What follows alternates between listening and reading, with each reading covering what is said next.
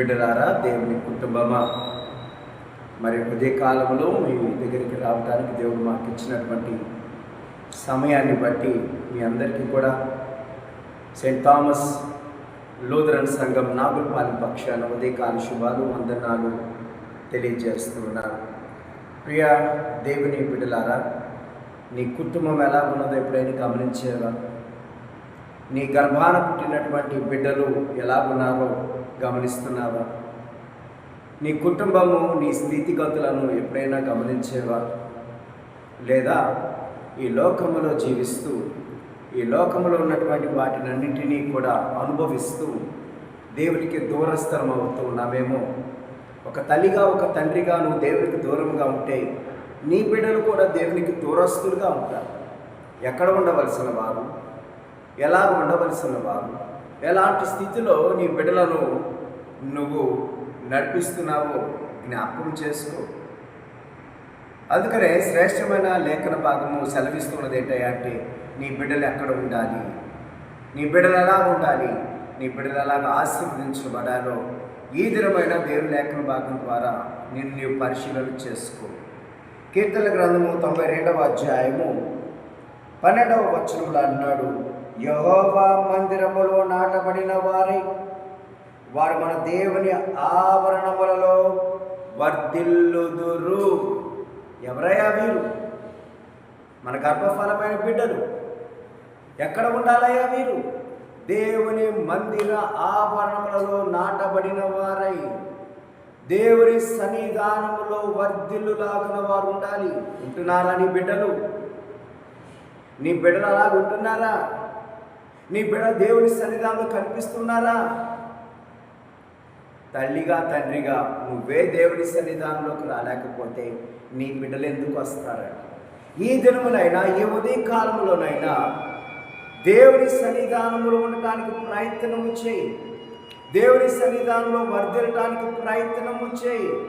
ఇంకా దేవుని సన్నిధానంలో నూడక నీ బిడ్డలు ఉండాలని కోరుకుంటున్నావేమో. ఒక్కసారి నిన్ను నీవు పరిశీలన చేసుకో. ఎప్పుడైతే మనము మన బిడ్డలు మన కుటుంబము దేవుని సన్నిధానంలో వర్ధిల్లుతుందో ఆ కుటుంబము 30 60 100 ఫలిస్తుంది. అలాగన ఫలించాలని దేవుడు ఈ దినమున నీతో మాట్లాడుతూ ఉన్నాడు. మనం ఎంతటి వారమైనా అవ్వండొచ్చు, మనకెంత ధనమైనా ఉండొచ్చు, మనకెంత అయినా ఆస్తులు ఉండొచ్చేమో, కానీ దేవుని సన్నిధానంలో నీ కుటుంబం వర్ధిల్లకపోతే సాతాను నీ కుటుంబాన్ని పాడు చేస్తాడు. సాతాను నీ కుటుంబాన్ని చిన్నాభిన్నం చేస్తాడు. అప్పుడు నీకు ఎంత ఆస్తి ఉన్నా,